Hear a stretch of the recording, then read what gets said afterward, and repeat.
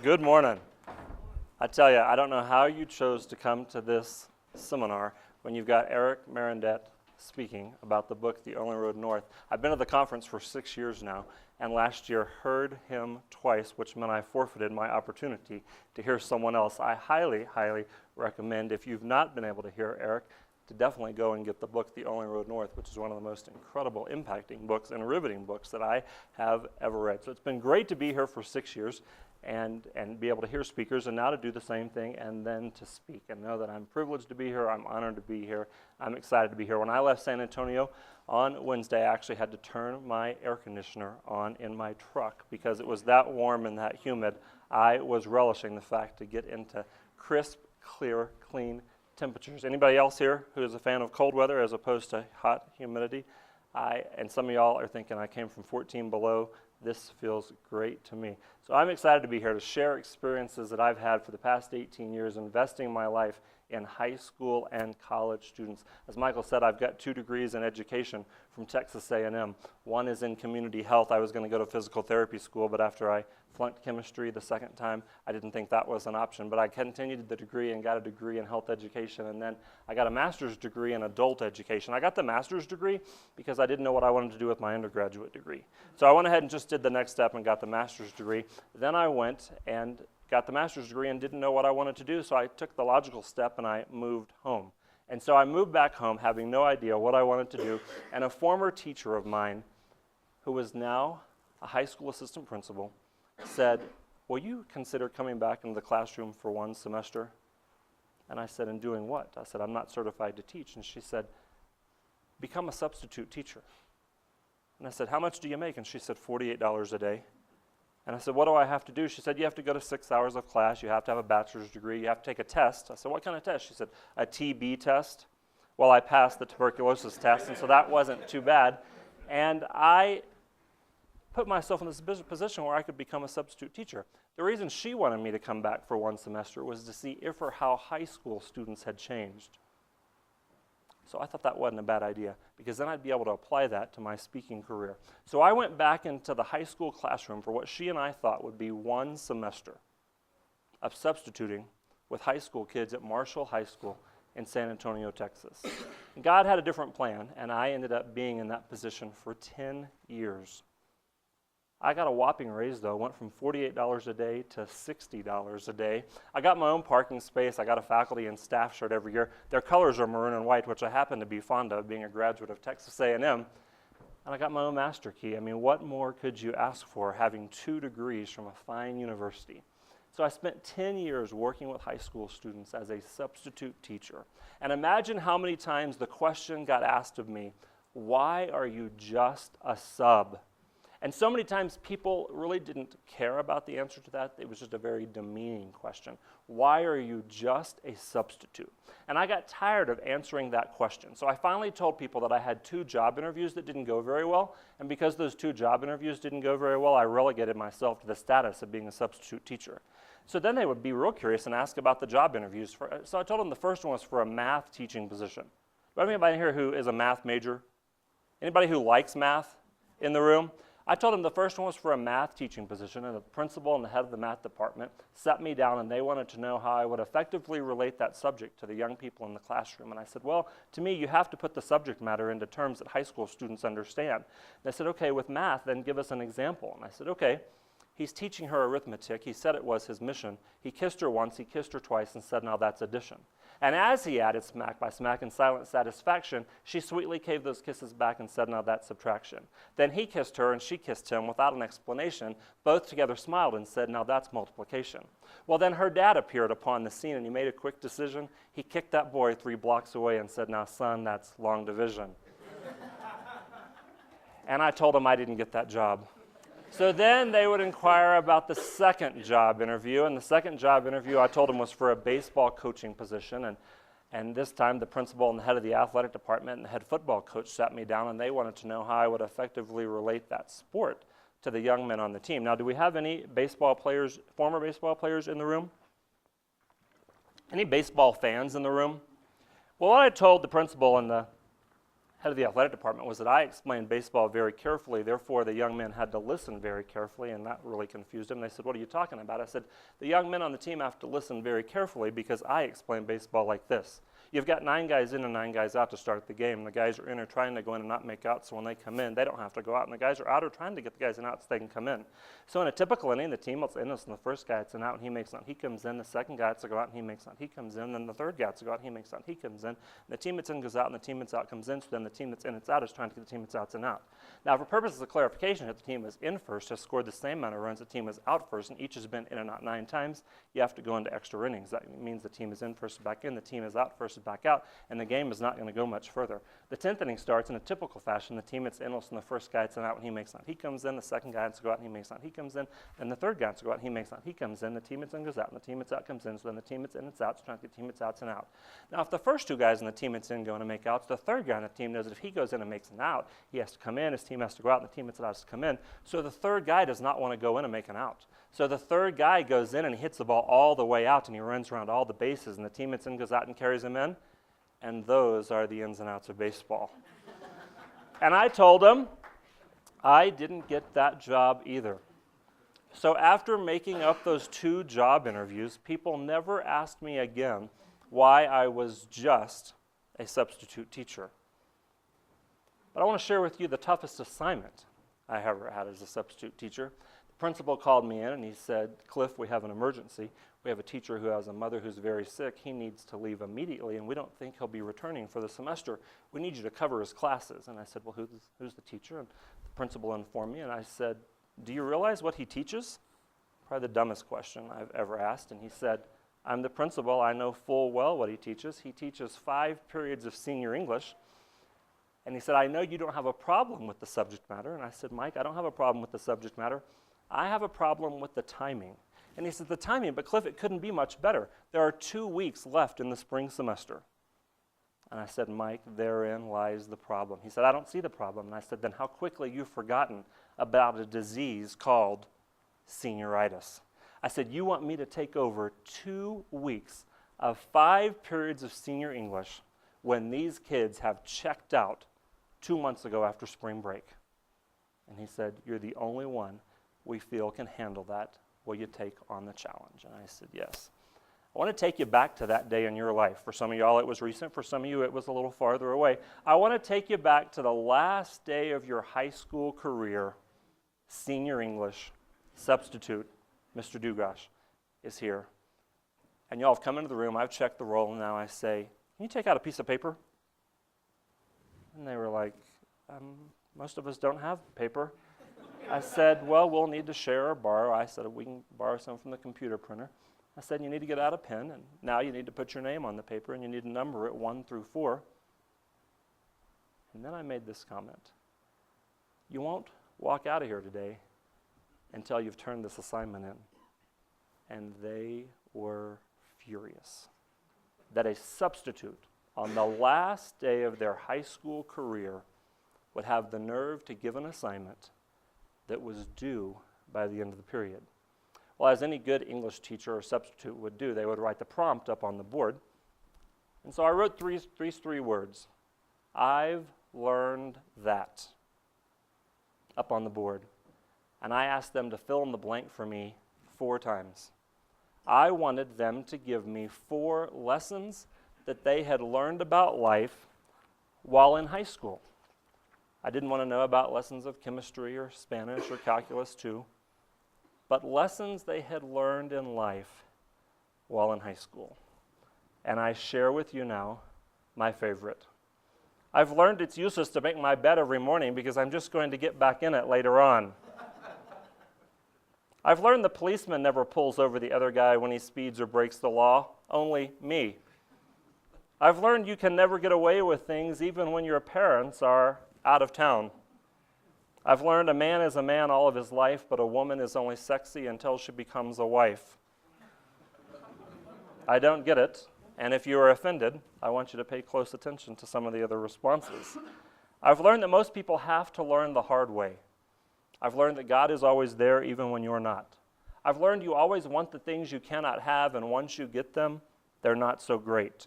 I've learned never to put myself in the situation where I wonder what could have been. I've learned never to be homesick on the day the research paper is due. I've learned every time my little brother does the laundry, my black clothes turn white and my white clothes turn pink. I've learned that life is full of disappointments, but everyone must experience bad times in order to experience the good. I've learned the only man a woman can always count on is her dad. I've learned that no matter how dark it gets, there's always a light somewhere. I've learned that when I look my worst, I always see someone I know. I've learned how to cram for a test and pull off an F. I've learned when men are not hungry, tired, or stressed, they are great people to be around. I've learned that just because you are a senior, it doesn't mean that you are more mature or cool. I've learned that maturity is based on the way you handle immature situations. I've learned that for the weak man, happiness is defined by how others see you, and for the strong man, happiness is defined by how you see yourself. I've learned crying is not something I can hide or should ever try to.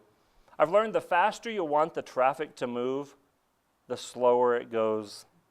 I've learned that those nights that are the best times of your life might turn out to be the worst times of your life later on. I've learned that pain is inevitable, but misery is optional. I've learned that people in high school are so wrapped up in a materialistic lifestyle that they have forgotten the true values that make a stylish person. I've learned that teachers know what we're going through and can be our friends. I've learned that every girl likes a joker, but they don't ever want to go out with him. I've learned that no matter how good of friends you think you are with someone, it's a whole other story when they are on drugs. I've learned that nothing can be gained without a sacrifice. I've learned that strength is born from pain. I've learned that if a guy says he loves you, remember that his actions speak much louder than his words. I've learned I can get away with almost anything with my mom, but nothing with my dad. When I do this one with high school students, about 90% are in total disagreement when we vote on that one. We don't have to vote on this one, though. I've learned I spend my parents' money much easier than I spend my own. I've learned that a few minutes of pleasure can bring you a lifetime of pain. I've learned never to pee on an electric fence. I've learned no matter how hard you work for a coach, it's never good enough. I've learned that when in a position of leadership, never let your head get bigger than your heart. I've learned not to trade what you want most for what you want that moment. I've learned you should never let anything, not even your girlfriend, come between you and your best friend. I've learned that if she says she's 18 and she looks 18, she's probably 12. I've learned you must leave things behind in order to move ahead. I've learned that when you're 10 minutes early coming home, your parents don't care. But when you're 5 minutes late, you're grounded for a week. I've learned every time you meet a fine girl, she has a friend who looks a whole lot better, and you wish you had met her first.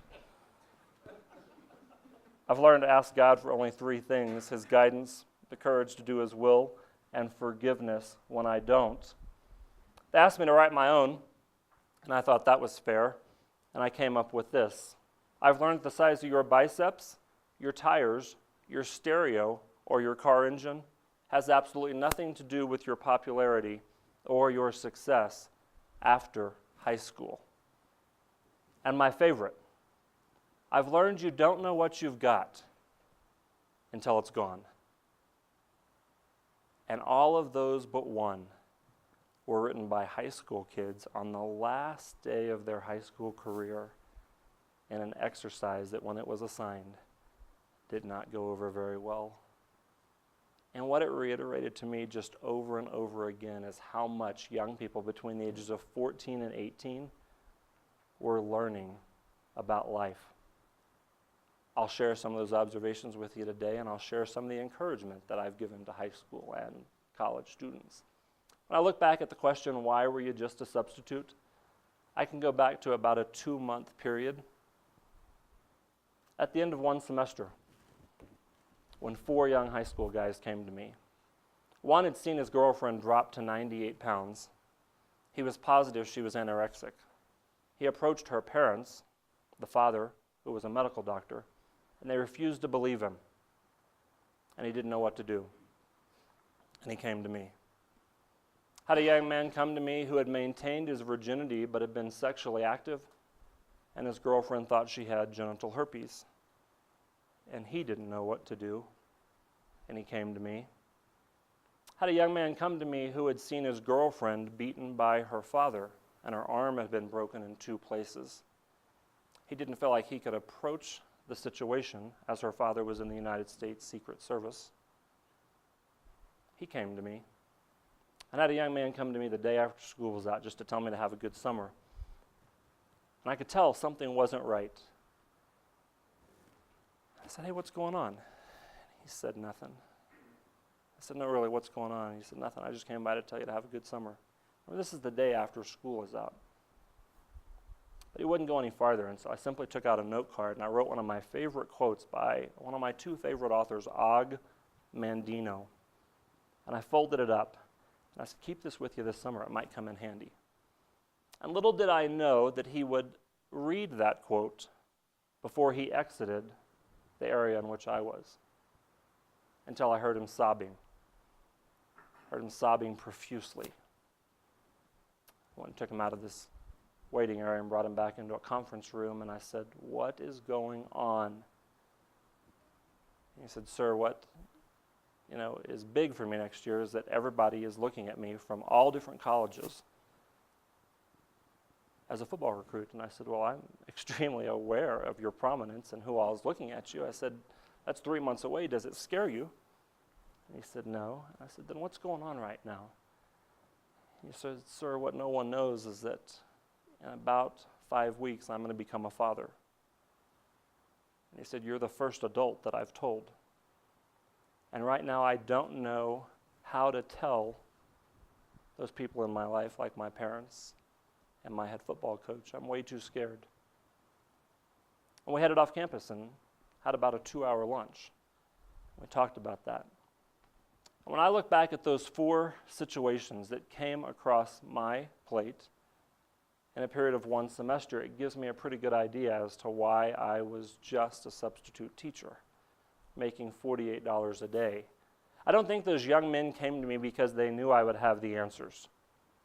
I think they came to me because they knew I'd be non-judgmental, I would love them unconditionally, and I could gear them in the direction to get some further help. And it gives me a great idea as to why I was just a substitute teacher for almost 10 years. It was a great 10 years. But then I was afforded the opportunity to go do leadership training and development at my alma mater and to work with A&M's top student leaders, running 6 major leadership conferences. And I wondered, when I left almost 10 years of working with people between the ages of 14 and 18 and seeing that learning curve, what it would be like to then move into a realm to work with people between the ages of 18 and, in essence, 23.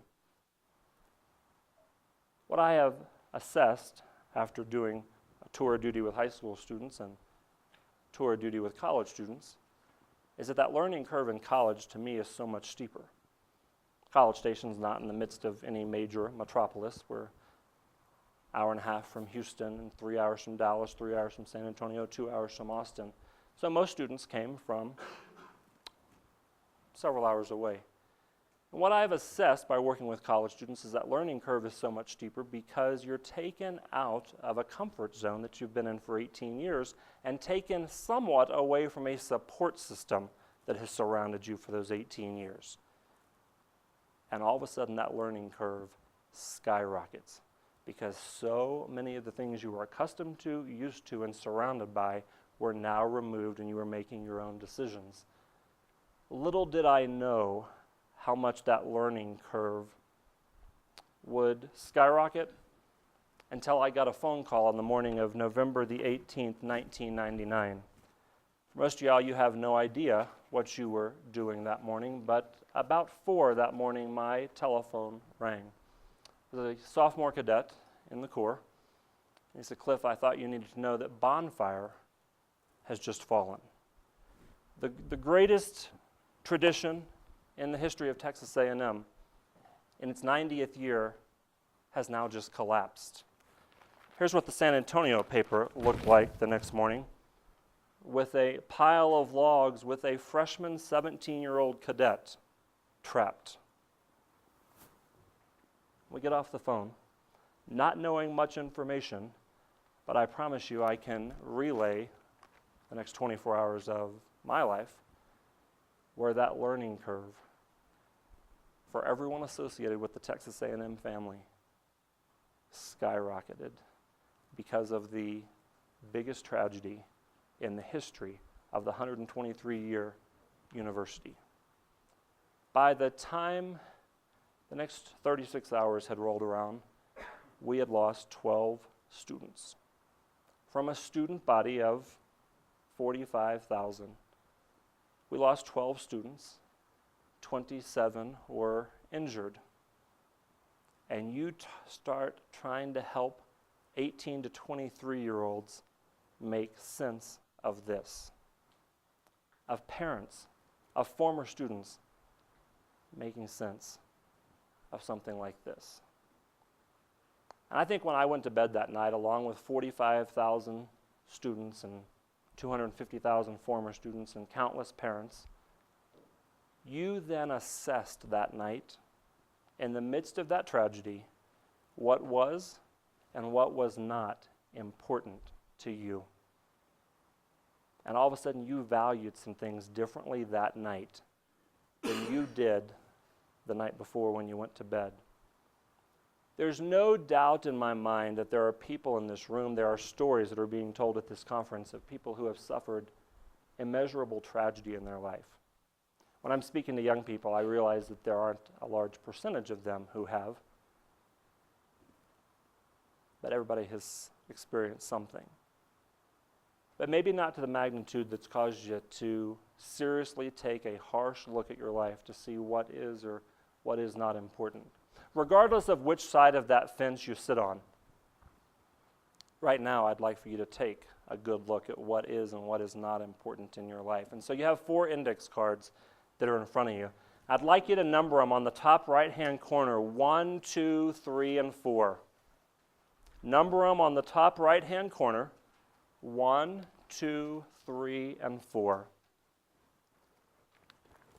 What I'm going to ask you to do eventually is on card number 1, eventually, when I'm finished with this set of instructions, is to write down the single most important thing in your life. Here are some guidelines for that. Here are some things that are acceptable. Family, friends.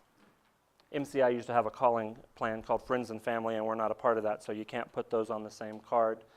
Faith, health, education, work, your career. Those things are acceptable. It could be something that is monetary. It could be something that's material. It could be boyfriend, could be girlfriend, could be best friend. Those things are acceptable. These things are not. Don't put down my future. Don't put down love from other people. Don't put down my self-esteem, my sense of adventure, my love of life. Don't put down the word me, myself, or I. And there's some guidelines for what are things that are acceptable and things that are not. No one's going to see these. On card number 1, simply write down the single most important thing in your life.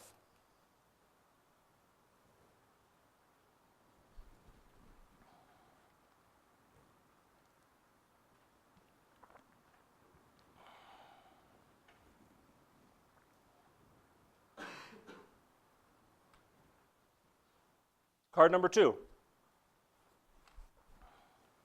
Same rules for acceptable and unacceptable apply the rest of the exercise. I want you to write down the second most important thing in your life.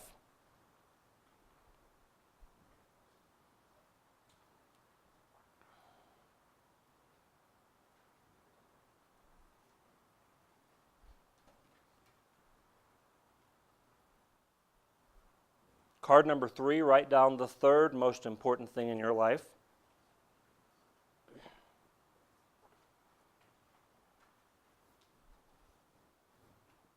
And because we're at an institute of higher education, I bet you can figure out what card number 4 is going to hold. I want you to write down the fourth most important thing in your life. Everybody must have 4 cards filled out. Some of you will finish sooner than others. I would ask you who finished sooner to look back at your 4 priorities and the order in which you have placed them.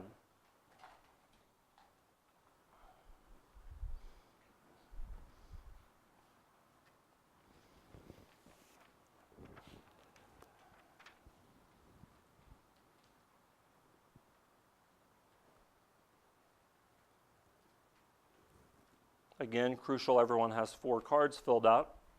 And for those of you all who have those filled out, to look at them in the order in which you have placed them.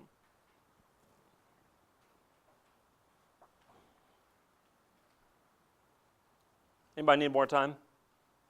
Right now, I want you to hold in your hands the 4 most important things in your life. I want you to hold those 4 things in your hands. As you possess the 4 most important things in your life, I want a few of you that would give me one word right now that best describes you. Okay, if you're hungry or tired right now, that's not what I'm looking for. But right now you've just assessed, and now you possess the 4 most important things in your life. I want just a few to give me one word that would best describe how you feel.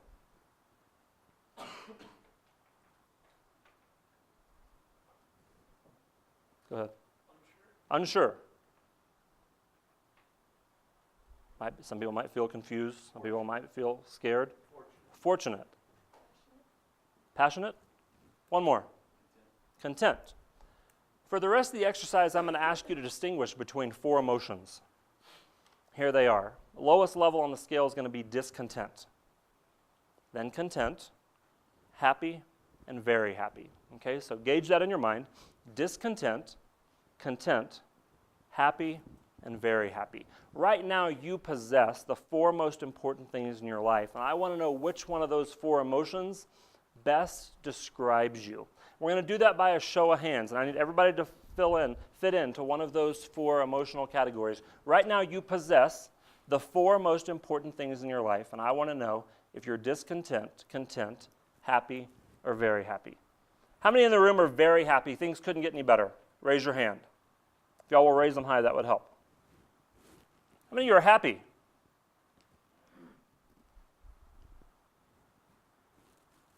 How many of you are content? Discontent.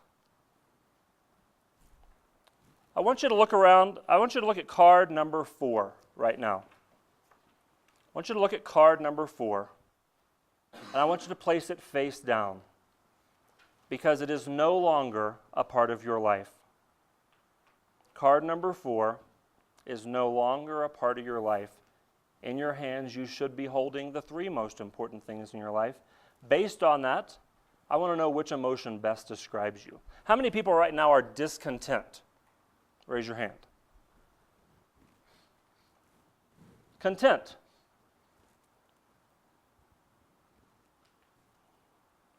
Happy? Very happy. Things couldn't get better. I want you to look at card number 3 and place it face down because it's no longer a part of your life. And you now hold the 2 most important things in your life in your hands. Which emotion best describes you? Anybody in the room discontent?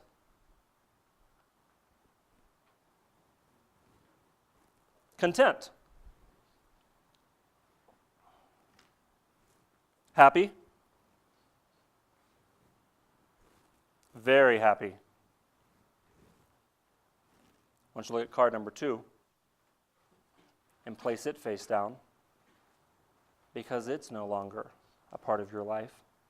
And you now hold the single most important thing in your life in your hands. How many of you are discontent?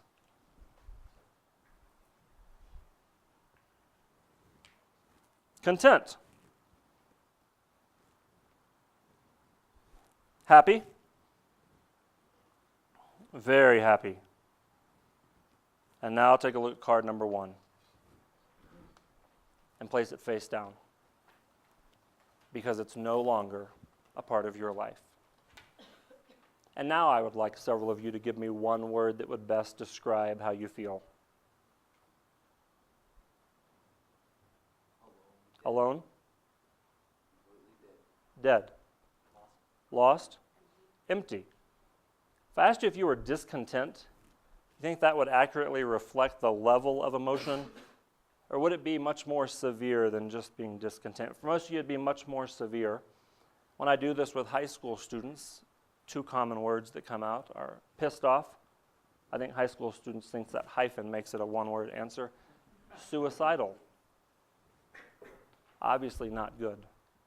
Would you agree with me that it's not a good feeling to have lost the four most important things in your life?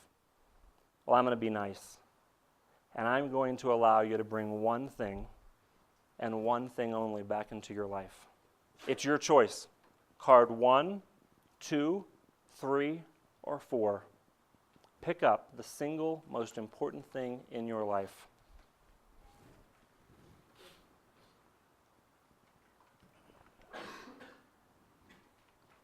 And you now hold the single most important thing in your life back in your hands. 3 cards are still face down.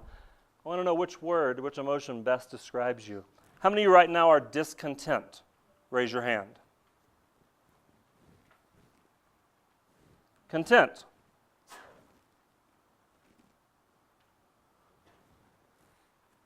Happy? Very happy. Originally, 15 of you were discontent. 4 people are now. 11 people were content. 9 people are now. 2 people are happy. 11 are now. 1 person was very happy. Now 2 people are. Did anybody pick up card number 4? Raise your hand. Anybody pick up card number 3? Card number 2? And the rest of you picked up card number 1. You have 3 cards face down. Your choice. I want you to pick up the second most important thing in your life.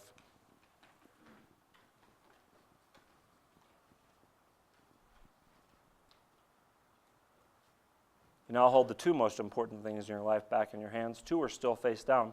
How many of you right now are discontent? Content. Happy.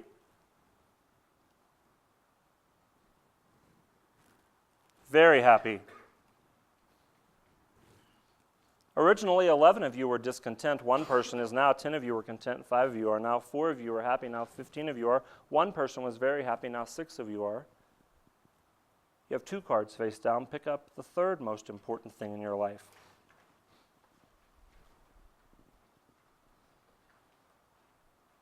And you now hold the 3 most important things in your life back in your hands. How many of you are discontent? Content. Happy? Very happy. Originally, 4 people were discontent. 1 person is now. 10 of you were content. 1 is now. 11 of you are happy. Now 15 of you are. 1 person was very happy. Now 9 people are. Has anybody gone in order? You picked up 1, 2, and then 3? Raise your hand. Who has not? Who has not gone back in order? Look at the number of people in the room who have now changed their priorities. And now pick up the 4th most important thing in your life. You now possess the 4 most important things in your life. How many of you are discontent? Content. Happy? Very happy.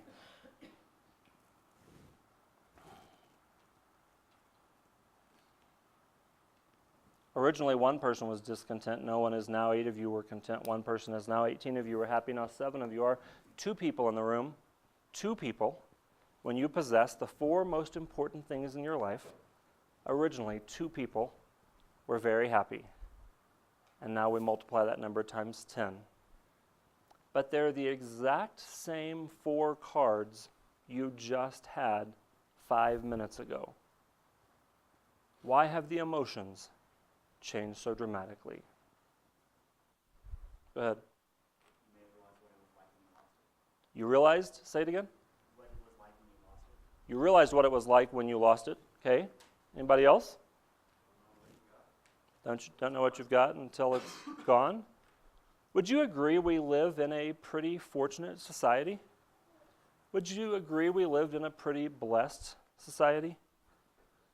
All it would take is to go visit a third world country to see just how good we do have it. So why, in such a fortunate and a blessed society, do we take so many of those blessings for granted? I've learned you don't know what you've got until it's gone. A simple lesson shared by a high school student on the last day of their high school career. That's the essence of what just happened. My encouragement to you would be to value and appreciate what you have before it's too late. One of my favorite things I ever did while I was at Texas A&M was to sit down 200 times a year for a lunch or a dinner conversation, one-on-one with a student. My philosophy was, you're going to eat anyway, and we had a little longer than 20 minutes in Mitchell Hall. You're going to eat anyway. Why not spend your time investing in the life of someone else? And you can't imagine some of the stories that came across those lunch and dinner tables. Well, Cliff, I was living in Colorado when I was 9, and my sister was 7, and my brother was 2, and we came home one day, and we were informed that our mom had died. They tried to explain to us as well as they could that she had been murdered. Obviously, we turned to our dad, never realizing that 2 days later he'd be arrested for conspiracy. You see, Cliff, it was my dad's mistress who murdered my mom. Well, Cliff, I went home for Thanksgiving, had a great time with the family, and then right before I was coming back to College Station, my mom and dad sat my brother and I down and informed me that my mom was pregnant. Even at 19, Cliff, I was excited to have a little brother, until my mom informed me that my father wasn't the father of the child. Well, Cliff, when I was 16, my mom and dad separated. I moved into an apartment with my father. My brother lived in the house I grew up in with my mom. He said I was awoken in the apartment one morning by a SWAT team breaking down the front door. When they found that I was okay, they informed me that the house I had grown up in had burned to the ground. My mom and brother didn't survive. And then they had to inform me that they caught the arsonist who was burned over 90% of his body in the front yard. And Cliff, the arsonist, was my father. Cliff, that day I lost my entire family. Obviously, the most extreme of the stories that came across the lunch or the dinner table. But they just go on and on. I'm now back working with high school students. What a shock.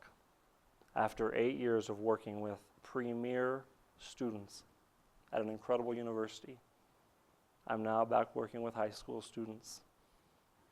You can't imagine the kind of stuff I see on a daily basis at a good high school. Just the shirts I see.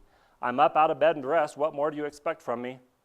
I'm like, wear that to your next college interview or your job interview. See how well that does. Write an essay on that for the Air Force Academy and see how far that gets you. If at first you don't succeed, lower your expectations. I'm no longer responsible for my actions. I said, young man, how old are you? And he said, 15. I said, when did you become responsible for your actions? He said, what do you mean? I said, wouldn't you have to become responsible for your actions before you're no longer responsible for them? Made a girl cry last week because I made her take off her lip ring, which isn't allowed at school, and then, more specifically, wasn't a fan of the Viva la Vagina purse she was carrying with huge letters. She didn't quite understand why I took her to the office. Sir, it's not a bad word. I said, I didn't say it was a bad word. Sir, it's not obscene. I said, I didn't say it was obscene. But, miss, I just don't want to look at that while I'm here at school. My mind is blown every day. The toughest thing about me leaving on Wednesday is that one of my high school friends, who's a varsity football player, who's lived a horrendous life, never had a father, died of a drug overdose, never had a mother because she's been on drugs, lived in foster care for 6.5 years, He ran away right before I left. The aunt and uncle he was living with cut off the cell phone, and therefore I lost contact with him. Had to call his head football coach this morning just to see what was going on and how he was doing. But what I have surmised by just being back in that element for the last few months is that you should bloom where you're planted. And that on a daily basis, you should look for those opportunities to encourage and to inspire those people you come across. And you never know when that's going to happen. I would have never known that one night when I called one of my high school students at home, the response of his father, he said, "Cliff, when I just walked into his room, he was in the process of slitting his wrist." He said, "When I walked in, he ran out, and you know I can't chase him." His dad was disabled. I jumped in my truck. I had about a 10-minute drive. I had never driven that fast. I had never prayed that hard. I made my way to his front yard. His little brother, 8 years old, was standing there, and I said, "Where's your brother?" And he said, "He's running through those woods." I said, "Where are your parents?" He said, "They're looking for him." He had on his letter jacket, had crisp white sleeves, and I pulled my truck up as close as I could, jumped out, and he started screaming, "Don't chase me. Whatever you do, don't chase me. Leave me alone." And I had to make a choice right then, and I chased him, and I caught up with him. And I've never, ever held a high school kid who has cried that hard. As I held him, I made my way down to his wrist, and he said, "When you started chasing me, I dropped him." That young man and I are great friends today. That was 1993. He's married. He has a child. He has a phenomenal job. He is the reason I was a substitute teacher, making $48 a day for 10 years. I left my job at A&M in August of 2007, but I stayed for an extra year for a football player at A&M that I'd started walking through college with. I promised him I'd walk through his college career with him. I finished in August of 2007. He graduated in August of 2008, and I spent a year there just investing in him. To me, you should bloom where you're planted. You've got to decide whether or not you want to impress people or whether or not you want to impact people. And to me, we're not called in this world to impress. We're called to impact, to plant a seed, to make a difference. There's no doubt in my mind why I'm at the Air Force Academy right now. It has nothing to do with speaking. It has to do with a conversation that this young man and I had last night that will bless me for the longest time. I'm not here to speak. It's because he and I sat next to each other at dinner last night and then continued that conversation for an extensive period of time. My encouragement to you is to value and appreciate what you have before it's too late. Make what's number one. Figure that out. Figure out whether or not you're going to impress people or whether you're going to impact people.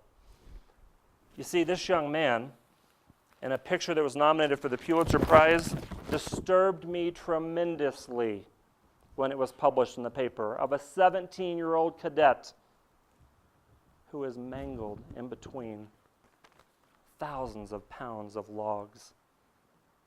I wasn't the only person that this picture really got to in a very negative way until I had his parents speak at a Bible study. And they shared the story that when they had his funeral in College Station, and I also had one in his home state of Tennessee, someone who worked for EMS approached them and said, "We just needed to share a story with you." They said, "We were trying to rescue Tim from those logs, and that horrendous picture came out. You need to know that there's more to the story. You see, your son, the Eagle Scout, the 17-year-old sophomore in ours in the Corps of Cadets, wouldn't allow us to touch him until he had pointed everyone down below him out, and we had rescued them." Tim Curley that day made an impact on some people who were saved. The story makes an impact on me. Go back to that philosophy. Are you here to impress, or are you here to impact? Final thing I'll share with you is a letter written by one of my high school students. He graduated as an all-city football player from a high school in San Antonio. He left San Antonio for College Station, Texas, and as a freshman at Texas A&M, 2 weeks after he left home, his mom receives this, a letter in which she shared with me. Dear Mom, Cliff does an activity in one of his speeches that pertains to priorities and perspectives. In that speech, he has you write down the 4 most important things in your life. Mine were God, family, friends, and fun. But throughout the activity, he takes each object away until you have nothing left at all. It makes you feel lonely, and you feel as though you took everything for granted. But he then gives each gift back to you one by one to then let you know just how much each really means to you.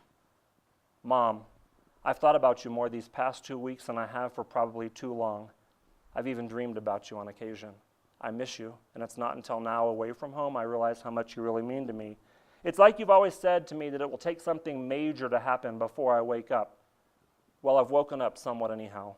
All the years of my life I've had gifts given to me by God, but it's taken me 18 years to begin to truly appreciate them. I remember too many times that little things would set me off to yelling and screaming at you. I apologize. For all the times I never said a simple thank you, I apologize. I'm writing you this because I feel like I've never really said, I love you. And though the past is done and gone and the present is a time of learning, the future is what we make of it, and I know now to learn from my mistakes. And even though in the near future I may never get to live at home like I once did, I know in my heart that because you are who you are, that God will bless you with a home by his side for all eternity, and will never have such a precious gift than that of heaven. God bless a mother like you. You are my mom, and I love you, Matt. And I want you to pretend like she never gets another letter the rest of her life, that the postman continually bypasses her mailbox. I truly believe that one letter would be enough. I highly encourage you to value and appreciate those things you do have before it's too late. Make the decision whether or not you're going to be here to impress or impact. I hope you'll take the high road and that you'll make the decision on a daily basis to bloom where you're planted and to make an impact, not just an impression. Good luck and God bless.